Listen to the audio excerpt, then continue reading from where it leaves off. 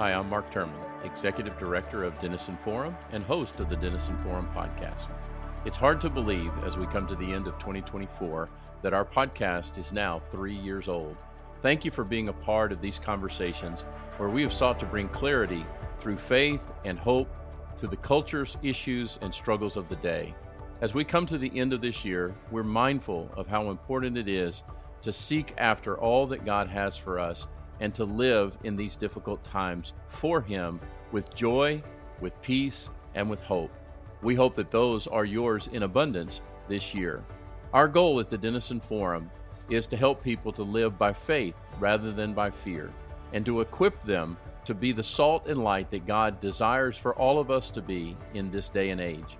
As we come to the end of this year, we're going back to where we began, with a series of conversations based on the book that Dr. Denison wrote called The Coming Tsunami: Why Christians Are Labeled Intolerant, Irrelevant, Oppressive, and Even Dangerous, and How We Can Turn the Tide. In this series, we previewed Dr. Denison's most seminal work on the culture of our day.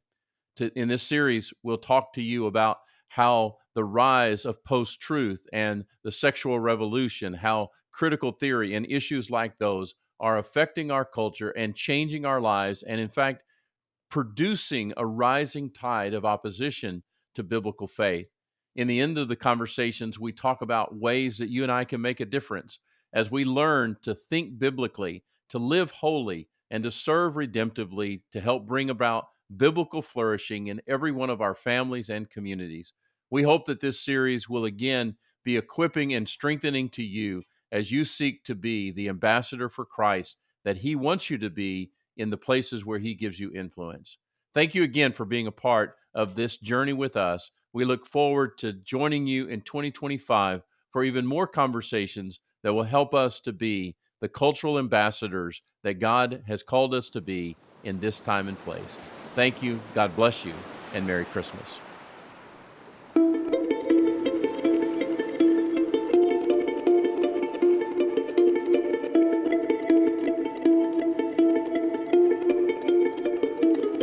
Welcome to the Denison Forum podcast. We're focusing on our upcoming book called The Coming Tsunami, written by Dr. Jim Denison, the founder and CVO, Chief Vision Officer of Denison Forum. How are you today, Jim? I am well, Mark. How are you, sir? Doing great. Looking forward to our conversation today. We hope that these are helpful to our listeners and will, encourage them to dive deeper by getting a copy of The Coming Tsunami, which you can get in pre-order form right now at thecomingtsunami.com.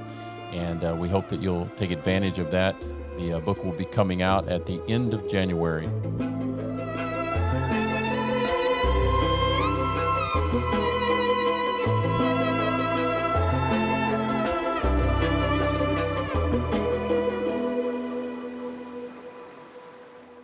Jim, as we get started this morning, wanted to give our listeners a little bit of background about maybe both of us so that they understand who we are. I'm a recent new hire here at Denison Forum and have the auspicious title of Executive Director of Denison Forum, trying to guide our team and be useful to you and our ministry. I'm married to Judy for 35 years, have 2 adult children, and the 2 most perfect grandchildren. Almost most perfect. Almost. Well, we can arm wrestle over that in a second. I'm a native Texan from East Texas and pastored churches in Texas for 35 years, including the last 25 at my church called Crosspoint Church in McKinney, Texas, just north of Dallas. Give us a little bit of the biographical background of Jim Denison. Well, thank you, Mark. Such an honor to be in this conversation with you. Grew up in Houston, Texas. My father had fought in the Second World War, came back from that, and never went to church again. And so I grew up in a loving home, but no spiritual life, and all my dad's questions.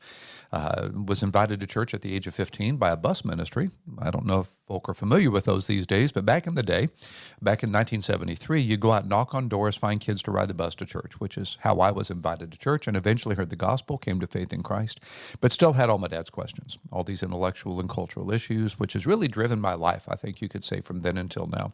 So I became a Christian at the age of 15.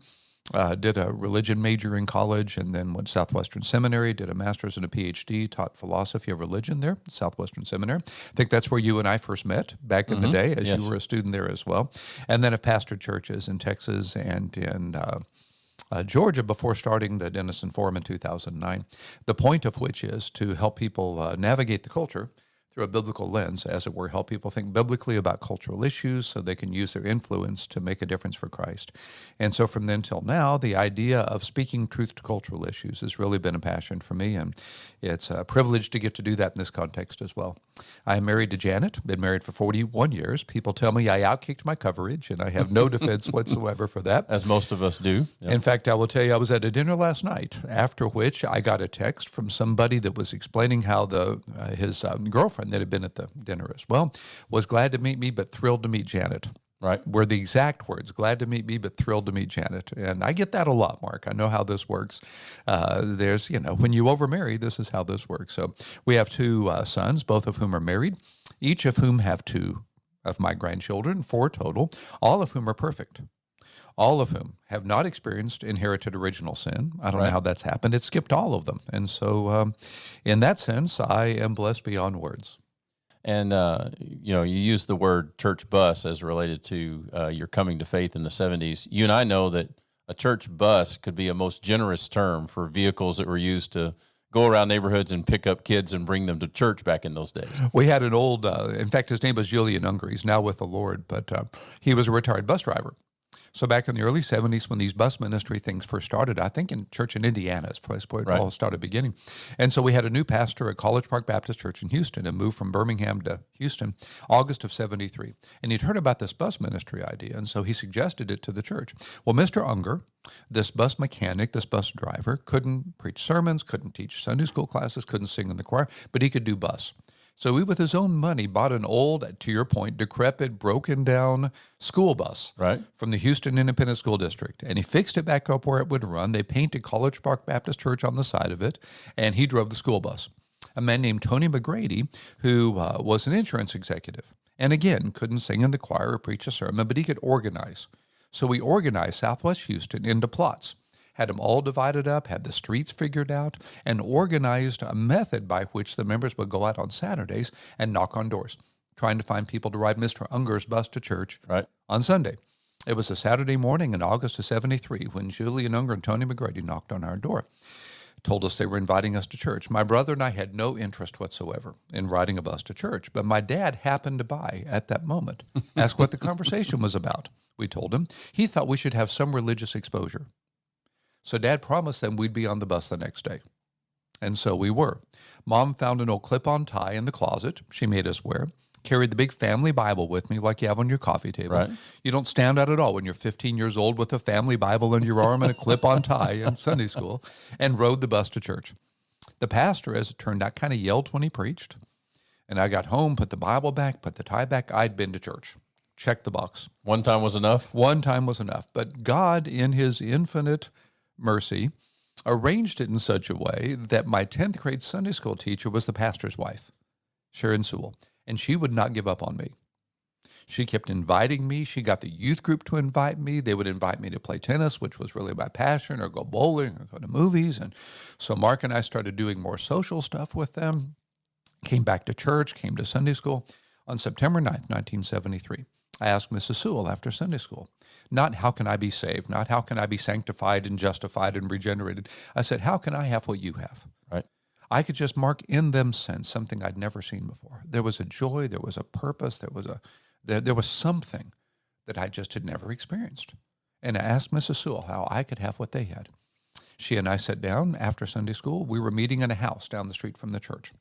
You know, when the church grows, they always kick the kids out and put them someplace else. And so we were at this house. Actually, a friend of mine, Mark Holmes' house, it's now a daycare center in Houston. We were meeting in the living room of this house on folding metal chairs. And so Mrs. Sewell and I sat down after Sunday school, and she led me to faith in Christ. My spiritual mother, as it were. Yeah. And all of that was because Julian Unger, a retired bus driver, was willing to use his expertise to make a difference. Right. Yeah, just such a great illustration. My pastor used to say that Christianity really goes forward on the shoulders of plain vanilla Christians.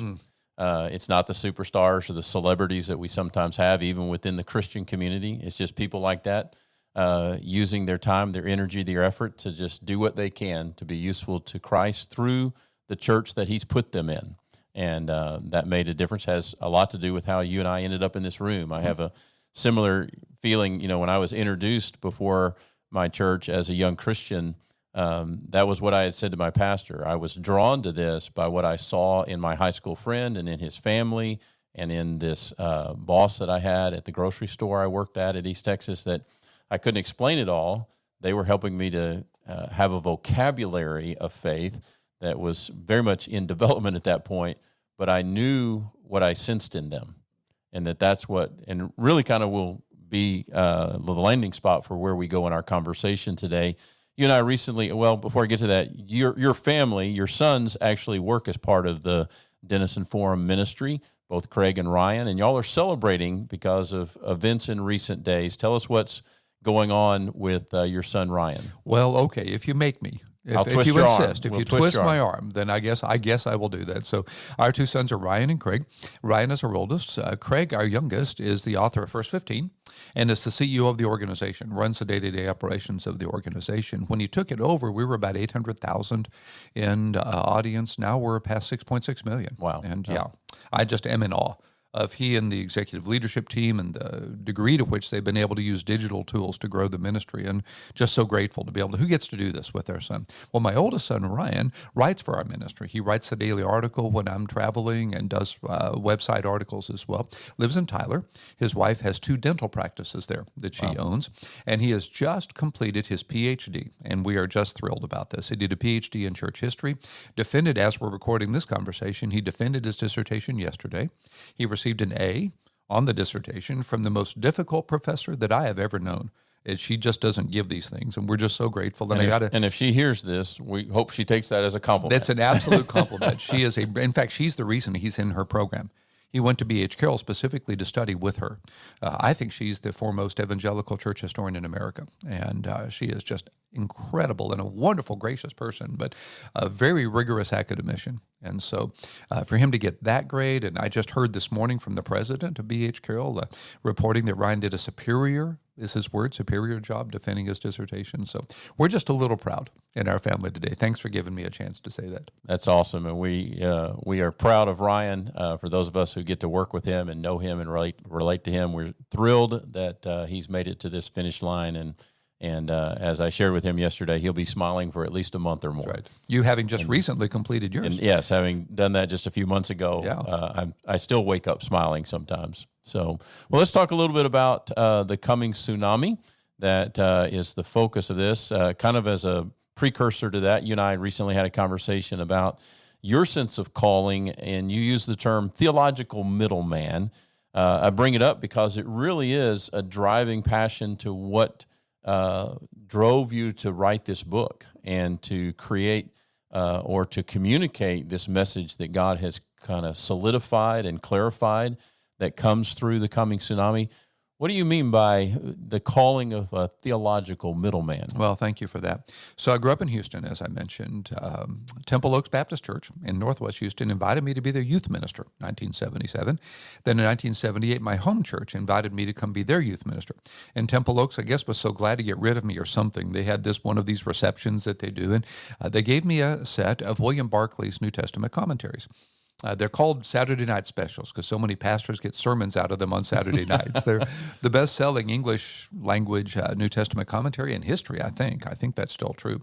Remarkable stuff. I don't agree with everything in them, obviously, but really, really well done. So I'm walking out of the fellowship hall, Temple Oaks Baptist Church, Houston, Texas. I wrote the date in the front of it on April 9, 1978. Everybody else had left. I was the last person out. I happened to stand under the one street light in the center of the parking lot of this church. It's not even there anymore. That church no longer exists as of a few years ago. I'm standing under the street light, and I happened to open the introduction to Barclay's commentary on Matthew, in which he calls himself a theological middleman. And Mark, I will tell you, in that moment, lights flashed and bells clanged for me. It was I remember it as though it were yesterday. It was an emotional experience, a sense that that's what God wanted me to be. Now, what he meant by that, and a little different than what I would mean, I think, but the idea is to have one foot in the academic and one foot in the practical.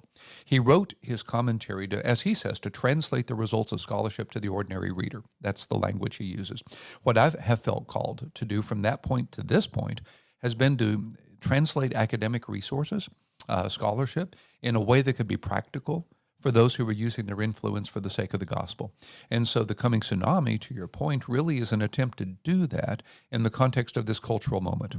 So I get to spend my days, just by God's grace and the way he has blessed us in this ministry, I get to spend my days reading the culture, reading academic literature, cultural literature, and then trying to translate that in a way that can be practical and helpful to those that are following Christ. It's kind of a man of Issachar move. Right. In 1 Chronicles 12:32, understood the times to know what Israel should do. And also, we talk regularly about the Great Commandment. Jesus was asked, what's most important? And he quoted the Old Testament, love the Lord your God with all your heart, soul, mind. And strength. And really feel like here at Denison Forum that through you and through others that God has given us not simply a niche, but a particular focus on what it means to love God with your whole mind as a big part of the way we conduct ministry, and that's important, especially in these days. We're going to talk some in a moment about truth and the importance of truth and how a lot of what's going on in this moment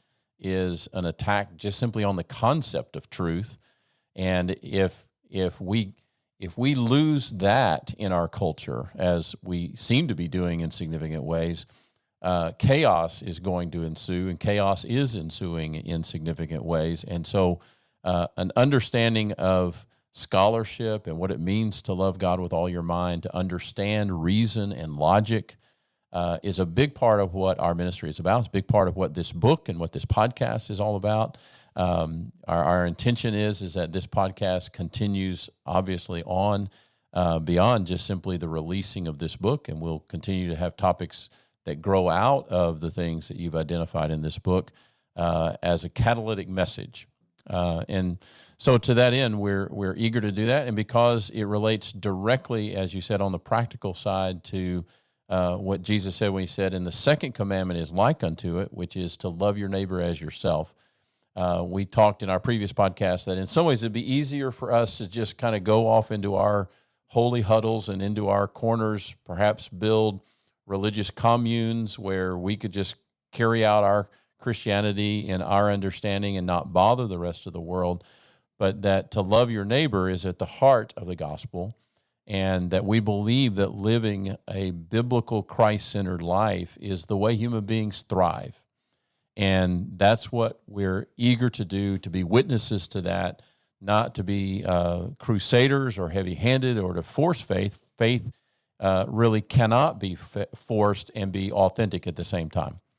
But we do want to be witnesses to it and to let God draw people to himself through our testimony. That's at the heart of what our ministry and mission is all about. Absolutely true. I would say in the evangelical world that God is moving in that way. And I think there's a need for that to be the case. You remember Mark Knoll's book some years ago, The Scandal of the Evangelical Mind. Right. And essentially the argument of the book is the scandal of the evangelical mind is that there isn't one. That we've been anti-intellectual. Now, a lot of that has history to it. A lot of it, we could go back to the 1920s and the Scopes monkey trials and the rise of fundamentalism, as we discussed in an earlier podcast. But there really has been, in my lifetime anyway, and among some in the evangelical world, this sense that if you have faith, you won't ask questions. That if you just have enough faith, you won't have doubts, that you really don't need to explore the culture. You just need to preach the gospel in the simplest sense of whatever that might mean. And we don't need intellectual engagement with the culture, that in fact that can confuse us. It can mess us up. I was warned before going to seminary not to take philosophy because it might mess up my theology.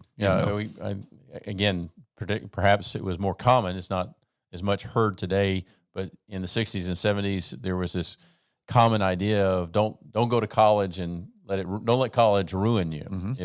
If you feel like you need to go or want to go, don't let it ruin you. Don't go to seminary and let it ruin your theology. Yeah, and there were some reasons for that. I mean, there really are unfortunately, tragically, some in the academic world who think it is their job to deconstruct your faith, Right. to get you to question your faith on a very deep level in a way that may not on any level be redemptive. So certainly there have been some issues behind that, but there's a narrative out there that I'm seeing the Lord moving against now. I'm seeing a number of people he's raising up as thought leaders to really demonstrate to the world that evangelical faith is not antagonistic to reason. You think about Tim Keller and his ministry, for instance. I'm grateful for Russell Moore and what he's doing in these days. John Lennox, who I heard talk about a year Exhibit ago. A. Yeah. Exhibit A, yeah. We're seeing across the board a number of people that God is raising up in ways to try to speak truth in a reasoned way, which we think is our call here as well.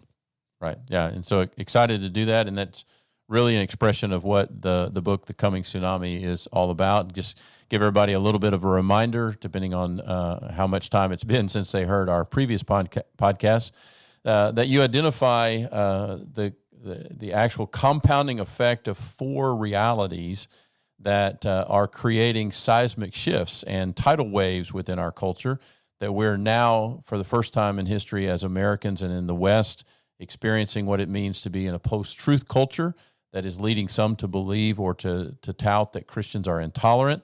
We're living in a post-biblical morality society, particularly expressed in sexuality, where Christians are seen as irrelevant in their beliefs and in their witness to a certain way of living, particularly in sexual morality.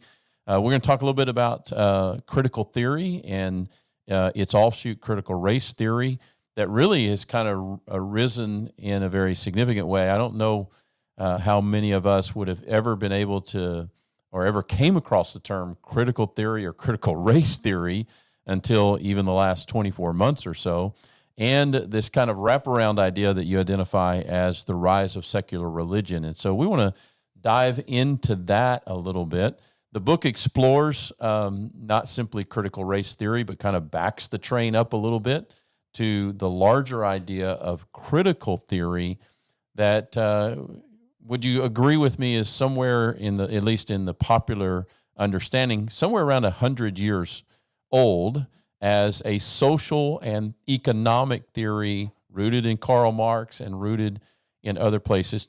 Unpack that a little bit for us. No, you're right. You have to go back to the 20s and 30s and what's called the Frankfurt School in Germany, Max Horkheimer and others that were part of this movement. So it's a Marxist idea, and I don't mean that in a pejorative sense. Just a descriptive. It's just a descriptive sense, yeah. I used to teach classes on Marxism back in seminary day, and one of the things we would talk about is the degree to which Karl Marx looked at the world through the prism of class. And let me just pause you right here, because when Americans perhaps hear the word or hear the name Karl Marx, we immediately think Russia, we immediately think Cold War, we immediately think communism, which is not necessarily wrong for us to go that way, but we're actually back on a different track, right? That's right. Way before all that. Yeah. You know, this is, well, Leninism is starting in 1917. You're starting to see some outgrowth of that, but nothing like what you'd think of as the Cold War and the Berlin Wall and all of that We're yet. talking philosophy. That's right. And Precisely economic so. theory. Is what we're Exactly so. With his book Das Kapital, for instance, he and Friedrich Engels, which, by the way, was a very popular thesis back in the 30s in Europe as well. We look at it through the lens, as you say, of the Cold War, but prior to what we think of as the Cold War, this was a very popular way of understanding culture. And there's truth in this. I'm not here to say that everything Marx wrote was wrong, that he got it completely wrong. You're not saying it's the truth. No, you're saying by no there means. is some truth in That's this exactly right. that we need to understand, consider, and evaluate. Exactly so. As he looked at the world through this prism of class, that is one way to see the world. It really is true and was especially true in his day. This is before there were labor laws and there were child protection laws and that sort of thing. He's in England at this point of time. He's been exiled from Germany and then I think France as well. And now he's writing in the British Library, where he's doing a lot of his work here. This is in a day when the Industrial Revolution is in full force and children are being forced to work 14 and 16-hour days. And there was no protection for the underclass by the overclass. Unions will eventually emerge out of this because of oppression in the industrial age. That's right. That But those are yet to come. Right. That's not. Those are in a nascent stage, but they're certainly not what we think of in the sense of unionized labor and protections and all of that. And so he's coming forward to say there is in history. He gets some of this from Hegel. There is this movement of history in which there have always been these classes. There are those that rise to prosperity, typically by oppressing those that are less prosperous than themselves. And in his day, again, he's describing economic reality as in many ways it existed. I'm not here to defend Karl Marx, but I'm here to try to give us a kind of historic sense for all this.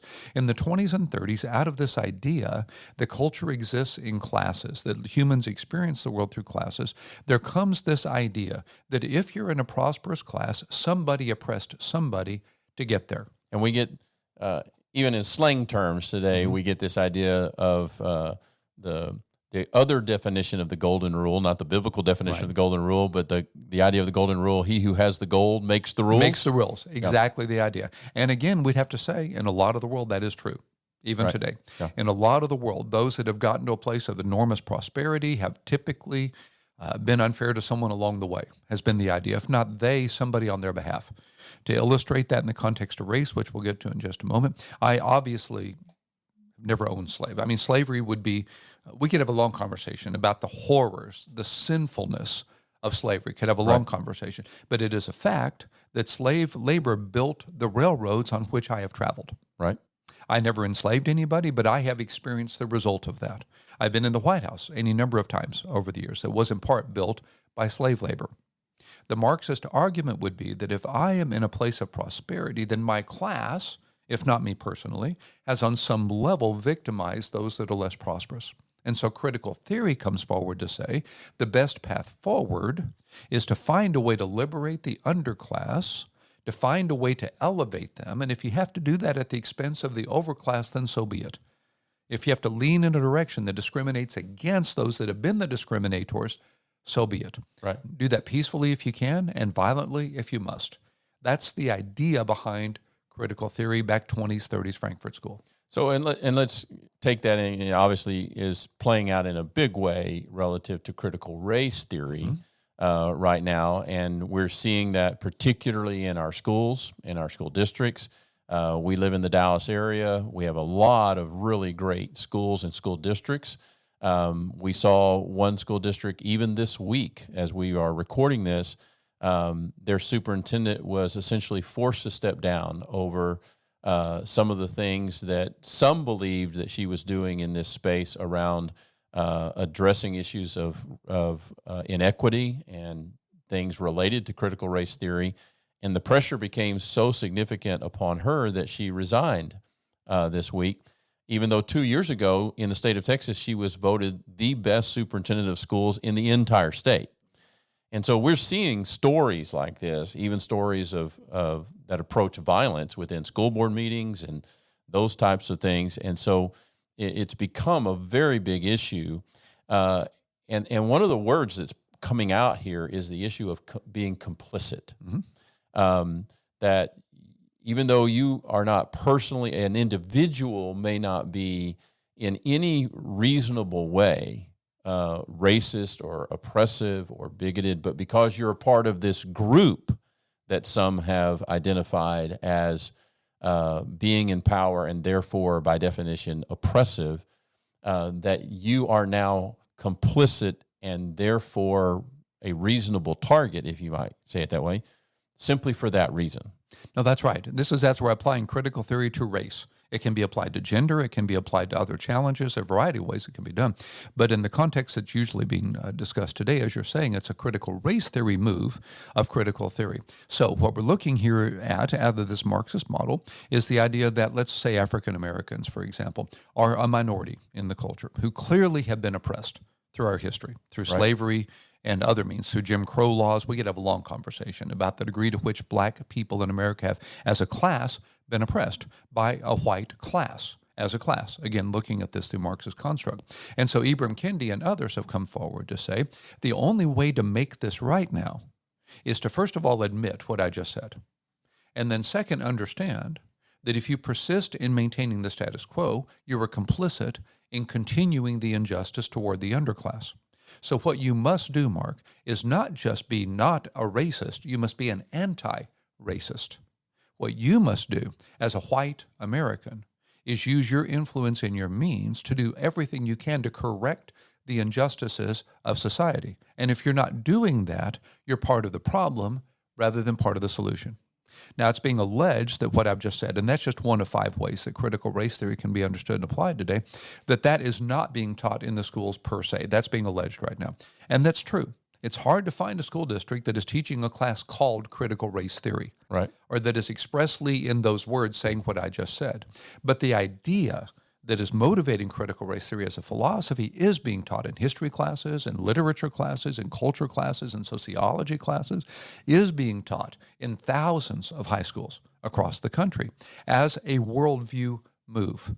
And it is true that we're having, let's say, Anglo elementary school children being stood in their classes and asked to confess to the class that they are part of an oppressive class. Wow. And confessing their whiteness to the students. That's, again, one of the ways that critical race theory can be understood. And so while on one side people are saying CRT is not being taught as a curriculum, the other side is saying yes, but its ideas are being taught in a very pervasive manner across the country, and that's part of the conflict you're seeing in school boards today. Postmodernism, the sexual revolution, critical theory, secularism. These are the 4 cultural quakes that have shifted the ground beneath our feet, the issues that have caused many to label Christians as intolerant and even dangerous. Separately, they're hot-button issues. Together, they've launched the coming tsunami that threatens to silence and submerge Christians in America today. But what can stop a tsunami?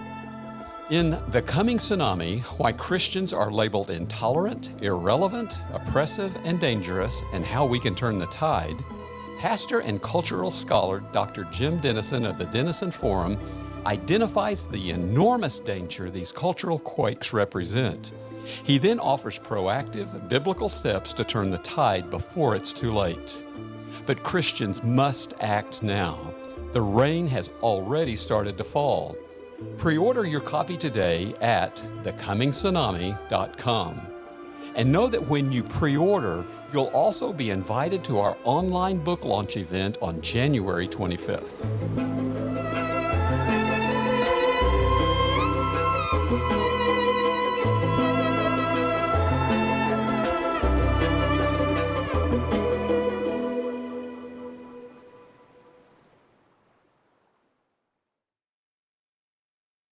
Let me see if I can identify what appears to be a conflict in this Marxist theory of critical theory and see if I'm on the right track. And then we can talk a little bit more about its applications that we're seeing and some of the problems that we're seeing with that.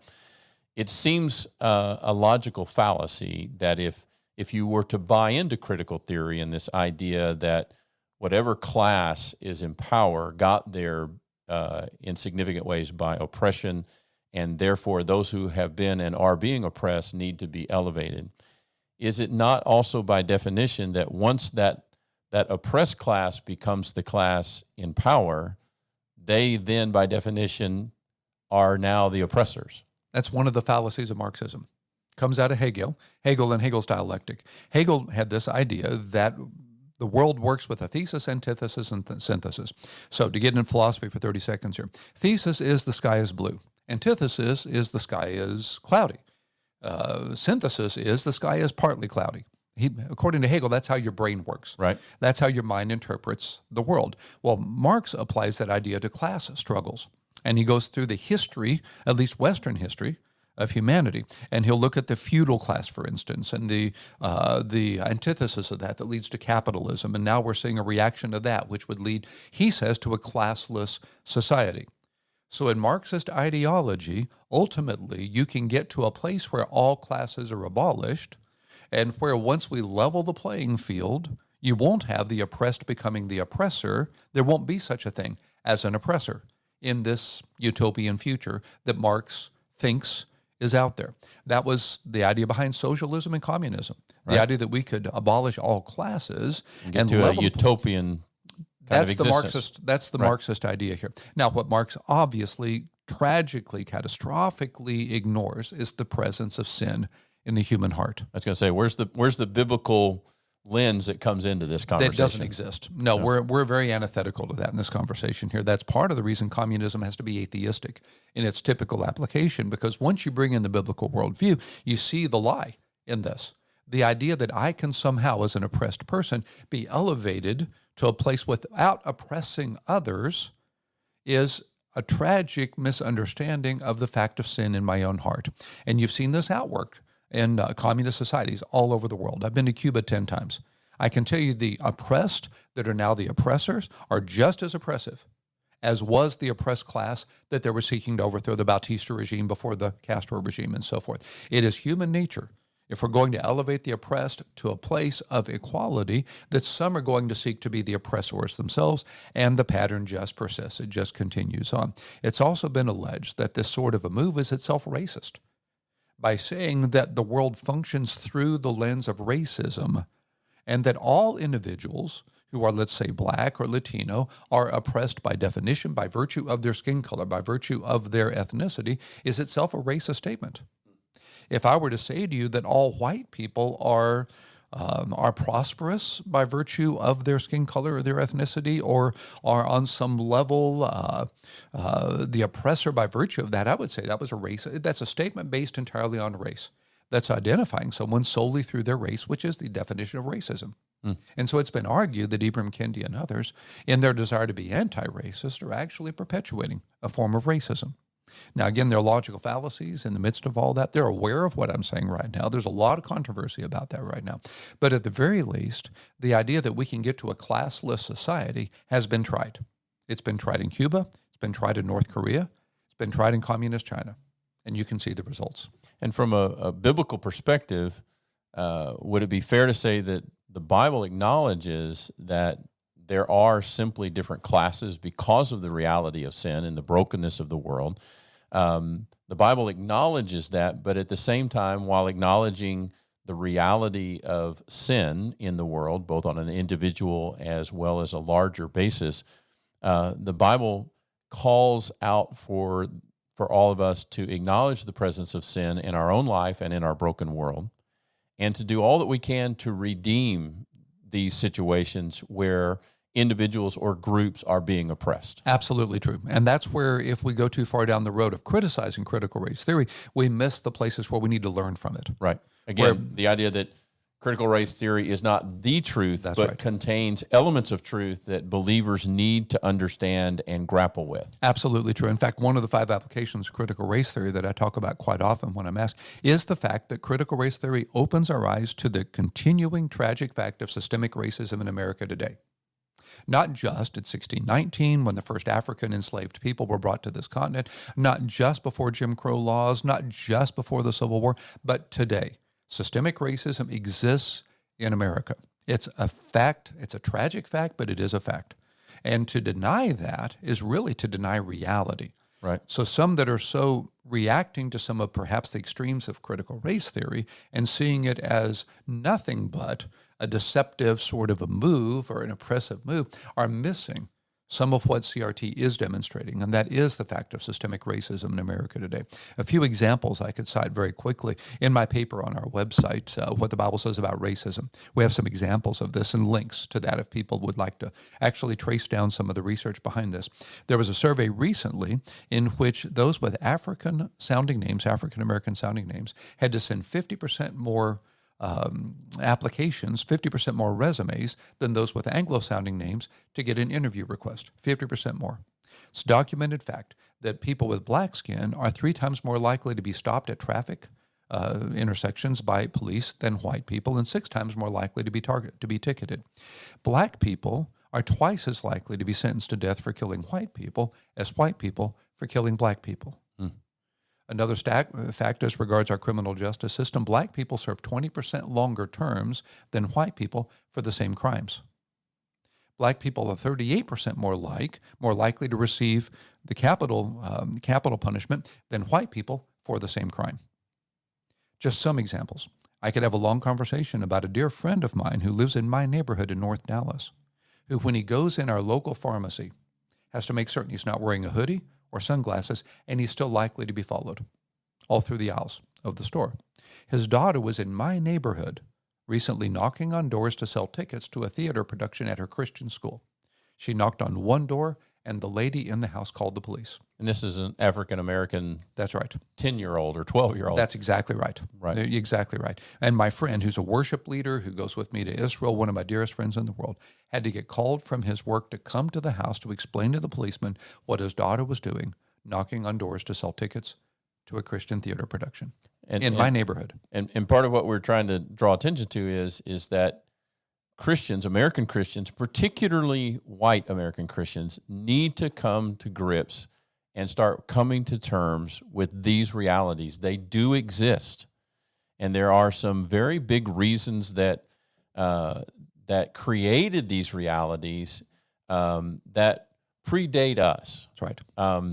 And one of the things that this conversation and ideas that may have some validity coming out of critical race theory that we need to grapple with is, but we need to understand that we are now the recipients of a long history, and some of that history is fabulous. It's great, our own American story, but there's no perfect story in the world for any person, family, or country, and that includes ours. That's right. We're all fallen. So let's be honest about that. Let's be clear about that. But at the same time, I recently was working through a conversation that had the idea around it as to, okay, now we have two sides of this, or two tracks of this, which is the individual side. Mm-hmm. I need to be looking in the mirror, and this is a topic that we're going to chase out further. We're planning a kind of a celebratory webinar that we're going to do together on the day that your book releases on January 25th. We're probably going to chase this idea and these 5 implications of critical race theory out further. What's biblical about them, what's not biblical about some of them, and further chase that out. We hope that our audience will be a part of that. But this idea that I was listening through and trying to learn from, we would all say, look, I'm not responsible for my grandfather and my great-grandfather's sin. I'm not guilty in the way that individual that is my ancestor would have been guilty of whatever sins he committed, whatever bias or prejudice that he might have been guilty of. But I am very likely the recipient of some of the consequences and outgrowths of those decisions, because as we talk about in the book, quoting our friend John Stonestreet, that ideas have consequences, and some of those consequences are long-term and they become systemic. Mm-hmm. That's right. What we have to acknowledge as sinners from a biblical standpoint is, if you take sinful people, and hopefully all of us would agree that we are all sinful as the Bible teaches, and they try to put together organizations, they try to put together systems, they try to put together institutions, broken people are going to create less than perfect organizations, institutions, and processes. That really starts getting us down the road to this idea of systemic sinfulness, systemic racism, systemic brokenness. But we need to think also about the two tracks of, okay, I need to search my own heart. That's right. For where the Bible is exposing prejudice or racism in me. But we also need to separate out that there is a responsibility for what's broken in our processes, systems, organizations, institutions, and culture that we didn't necessarily create, but we have a responsibility to address. And that's a biblical move on both levels. Of the 5 applications, those 2 I think are the most biblical. The first is to do what I can do to fix the systemic issues in my culture, whether I caused them or not. And the second is to take ownership for the places where I am personally still participating in such racism or such discrimination or such sinfulness in the culture. Now, a person listening to this conversation right now, if they're white, may likely, perhaps, be hearing this and saying, well, that doesn't apply to me. I don't have that second issue. I may have this first issue we need to talk about over here. I've inherited something I didn't cause. But on the second level, I'm not a racist on any level at all. I've heard people say, I don't have a racist bone in my body. Something I would encourage you to do is to, first of all, ask the Lord that question. Lord, is there any racist attitude in me? Is there any discriminatory attitude in me? Is there any place in my life or heart where I feel superior to another person on the basis of race or ethnicity? Is that true in me? And then I would encourage you to take a courageous second step, and that is to ask a friend of a different ethnicity the same question. This friend I mentioned before, whose daughter was stopped by this, called the police because she was selling theater tickets, is my partner in this conversation. I have empowered him to alert me when I write something or he hears me say something that in his context rings tilt, that in his context communicates something, whether I intended it to or not. I'm not responsible just for what I say. I'm on some level responsible for how you hear what I say. Right. To the degree that I have some control over that or some knowledge of it. And so I would encourage everybody hearing this conversation, whatever your ethnicity, to partner with someone of a different ethnicity and ask them to help you to do an inventory at that point. Are there any discriminatory outcomes in your life that perhaps you're unaware of, some blind spots that might be inside that, and then take responsibility.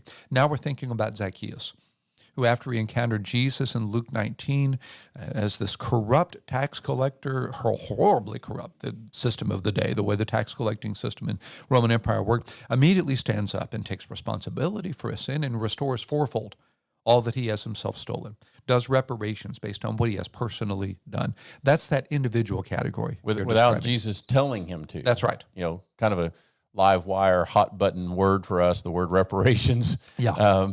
But it's something that just kind of spontaneously is inspired in him through his encounter with Jesus. And as he is now starting to think about, well, what is the proper response to what I'm hearing and learning about this person, Jesus, and his grace? And I think it's the outcome of repentance. Right. And I think the reality of it is, when I look back at my time as a Christian and as a pastor, the church has always done this, even without this conversation. No doubt. In its best sense, when the church has looked around and said, where are people hurting? Whether they got there by their own poor decision-making or they got there through a confluence of all kinds of factors in their life. You and I like to use this phrase, but for the grace of God, there go I. When you see somebody, even less than a mile from our office, I see somebody that's pushing a grocery basket with basically what looks like all of their belongings and asking for resources at the stoplight. There's a lot of different responses I or you could make to that person. But if we were to step into their shoes and learn their story, we might find out that they are much more a victim than a perpetrator. But the reality of it is they're probably both. They've made some of their own poor decisions, but they've also been victimized by other people and by other things, by other systems. And in its one of its best expressions, when Christian people look in their own communities, they look in their own lives, and they see people in these kinds of situations, and they move with the compassion of Jesus to say, how can we help this person and this situation that created it? How can we make it better so that they can get out of the brokenness of their lives and hopefully get away from the persons or systems that might have perpetuated that or caused that? And we were doing that. We've done that for thousands of years without having the lens of Karl Marx or the conversations of critical theory or critical race theory. And we need to continue to do that because that is the church being the church. That's the move of the gospel. That's how the gospel changes me so I can change the world. Change people, change the world. So you go back to the first century. Abortion, as we think of it, was a very, very dangerous move for women in the first century from a medical perspective. So more typically, unwanted babies were abandoned. We have letters written from soldiers in the Roman army back to their pregnant wives saying, if it's a boy, keep it. If it's a girl, throw it out. Right. And so the Christians in this first century context had no political capital by which to outlaw this. They had no means by which to stop this as a practice on some systemic legal level, so they went to the trash heaps and rescued the babies and raised them as their own. One of the arguments that has been made tragically against the Christian movement for all these years is that they didn't outlaw slavery in the first century, couldn't have outlawed slavery in the first century. Right. I'm reading a book on the Middle Ages right now that does kind of a running start at it by getting back into the Roman Empire. And while it's impossible, according to the book, to know the actual number of slaves in the Roman Empire, a low estimate's 20%. A low estimate of an economy that's absolutely dependent upon slavery, not the same kind of slavery as we see in America. It wasn't an ethnically based slavery, but nonetheless a horrific reality. There was no means for early Christians to outlaw slavery per se. So they would go to the slave markets, buy the slaves, and set them free. They would do all they could to defeat what, in critical theory, would be called systemic prejudice through their own personal activism and through the movement of the gospel. They would liberate every way they could. They would do all that they could to endorse and embrace the fact that, as Galatians 3 says, there's neither Jew nor Greek, slave nor free, male nor female. Women in the first century were the possession of the father before they became the possession of their husband. So for Jesus, first appearance post the resurrection to be to a woman, to Mary Magdalene, for the first evangelist of Easter to be Mary Magdalene, was an enormously disruptive move in the day. For Jesus in John 4 to befriend a Samaritan woman at the well who has had 6 husbands, enormously disruptive. For Paul to go to the home of Lydia in Philippi and start a church in her home, enormously disruptive. And so to your point, the Christian movement for 20 centuries, whether we called it a response to critical theory or not, has been about systemic justice as well as individual justice, both of whom are expressions of the gospel. And really goes to where we're going to move to in our next podcast, which is this redemptive, compassionate reality that we know that we as followers of Christ cannot on this side of heaven be perfect, but we can be humble, we can be grateful, we can be compassionate. And the best evidence for the gospel and for the biblical Christ life, way of life, is when people see it in our lives. And they're never going to see it perfectly, but when they see us not living out our faith well, that hopefully they would challenge us, hopefully we would challenge ourselves and move to a place of humility, confession, repentance, and change, and then influence every way that we can in that direction. And that thing that drew you and I to faith, we couldn't understand. We didn't have a word or a vocabulary for explaining what we saw when you were on that bus many years ago. And when I saw that in my high school friend and in others, we didn't have a language for that. We just knew that it was something different and it was not yet in us. And we perceived, we sensed, probably I think by the Spirit of God compelling us, that this was a different, better, and right way to live. It's that God-shaped emptiness. That God-shaped emptiness, you know? And sensing that what we saw in these people, not in perfect form, but in significant, dramatic, and compelling form, drew us to the person of Christ and to the transformation that he could bring into our lives. And that's the hope of the gospel, obviously. Well, the reason all of that, as you know, relates to the tsunami book and to this growing oppression that we see coming against Christians is out of critical theory. There is the argument that because white evangelical Christians in America have been a majority class, they are by definition oppressors. Right. They are by categorical definition oppressive. And so not only are we outdated relative to truth, not only are we bigoted and discriminatory relative to sexual morality, now we're an oppressive class by definition. And that's part of what leads to that fourth earthquake that we'll talk about down the way and this idea of a replacement ideology. And so what you're saying right now, Mark, is even more critical today as a way of defeating that narrative. Right. As a way of saying to the culture, we're not the oppressive overclass that you're accusing us of being. In fact, we are the means to the answer to the question. We have historically been on the front lines of making that difference. If you're going to have this conversation in the context of racial civil rights, for instance, it was ministers like Martin Luther King Jr. who led the civil rights movement, white as well as black, at the forefront of that. If you want to talk about Christians in the context of slavery, it was William Wilberforce, an evangelical Christian who led the movement, as we know, to defeat slavery. If you want to talk together about, as it were, a liberation of women in the context of their right to vote and their right to be free participants in society, it was the church. And it was Christians who were at the forefront of the suffrage movement back in the 20s and so forth. And so the church has always been at the forefront, not of being the oppressive overclass, but of being that servant-hearted, washing the feet as Jesus washed our feet, beggars helping beggars find bread. It's vital that Christians recapture that ethos and communicate that through their actions and through their words in these days. Absolutely. And maybe that's a good place for us to wrap up as a call to action to our listeners today, which is to do what you were talking about a moment ago, which is to spend some time alone with God and to ask the Spirit of God to search your heart and to ask, where is there sin in my life? Where is there racism? Where is this idea of superiority that may be showing up in our life in any way, because we're all vulnerable to it? And then where are there opportunities for us to be a redemptive influence and participant in making our world better, not just simply for ourselves, but for everybody? The Bible says to look out not only for your own interest, but for the interest of others. Where can we start doing that? Where can we start doing that today? And that's our call to action. Jim, thank you for the conversation today. It's been very helpful and insightful. My privilege. So glad to do this with you today, my friend.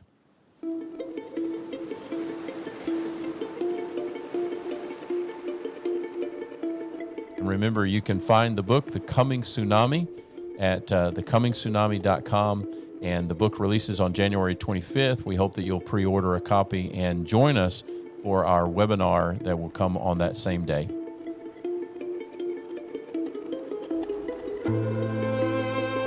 On our next episode of the Denison Forum podcast.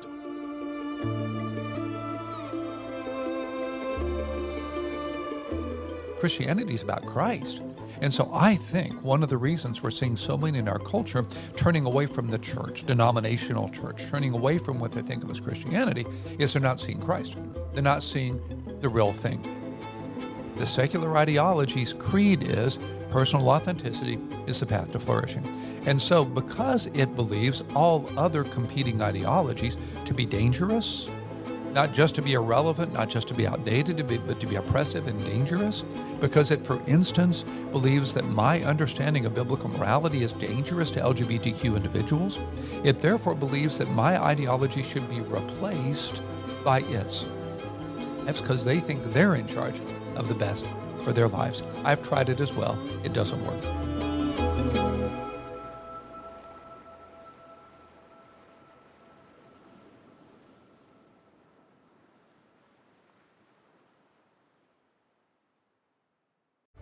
Thanks to incredible listeners like you, we're thrilled to share that we've met the $150,000 matching grant. Now, as we get to the end of 2024, we're setting our sights on reaching the full $2.6 million year-end goal by December 31st, so that this vital work can continue strong into 2025. Your gift today will help create even more resources to guide others into thinking critically, living faithfully, and serving intentionally. With every dollar you give, you'll help expand Denison Forum's reach, bringing a steady voice of hope and biblical insight to a world in need. So please visit supportdf.org by December 31st to help meet the $2.6 million year-end goal. Again, that's supportdf.org. Together, let's reach the goal and ensure that more people can face the coming year anchored in God's unchanging truth.